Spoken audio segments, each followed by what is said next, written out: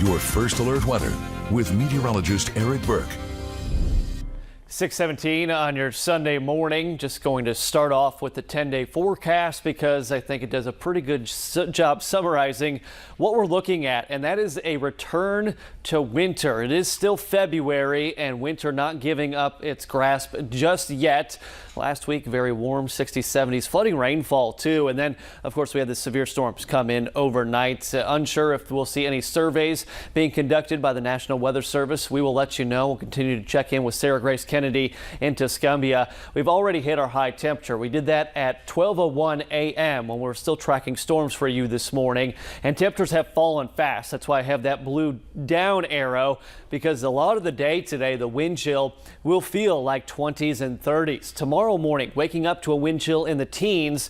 45 actually turns out to be an okay President's Day. It's colder than average, of course. Should be at 57. We're at 45, but it's sunny and less windy. 47, increasing clouds on Tuesday. Our next weather maker is Wednesday. Potential for a rain-snow mix. Still some questions with this system, but that's what we're keeping an eye on. Too early for specifics, timing, and expected impacts, but that is the day we are watching. Then we wake up in the teens Thursday, Friday morning with highs back in the 30s. At least the end of your 10-day forecast has an indication of a warm-up, that being highs back in the 60s. But this is lunchtime today, a very deceptive day with the strong winds, cloudy skies. It will feel like 20s and 30s from start to finish for the most part today, including when you're heading out early for church and worship services or just taking the dogs out here this morning.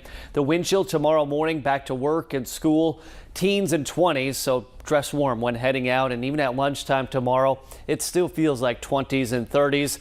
For the day today, deceptive day coming. Wind chill, the big story here, 20s and 30s, so heavy coat. Might have to dig that out after the more mild weather we've seen as of late. Gloves and a winter hat. Umbrella, unless you're heading out right now or the next 30 minutes or so, you really don't need that umbrella. The last of the showers now exiting Sand Mountain, northeast Alabama, heading off into parts of northwest Georgia, moving out of Jackson and DeKalb County. Just a little bit of rainfall there. Couple sprinkles west of I-65 into Franklin, Colbert, Lauderdale County.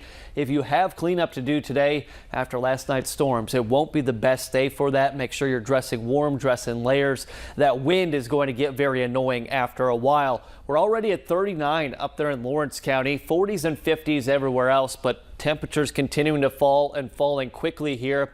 Winds still gusting 20 to 30 miles per hour through the day. Temperatures going in the wrong direction, and this is just the air temperature. That wind chill will be in the 20s. There's even a chance, why not, at this point. Could see some flurries popping up in parts of Middle Tennessee. Overnight tonight, the wind will finally start to die down. Wind chill still in the teens tomorrow at daybreak. A sunny start to the week, highs in the mid-40s. Tuesday sees increasing cloud cover. Then we've got that dynamic system coming in. Too early for specifics with this, just what we're watching. There's a chance of seeing a rain-snow mix there for parts of the day Wednesday, and then it just gets bitterly cold again for the end of the work week into the following weekend. February.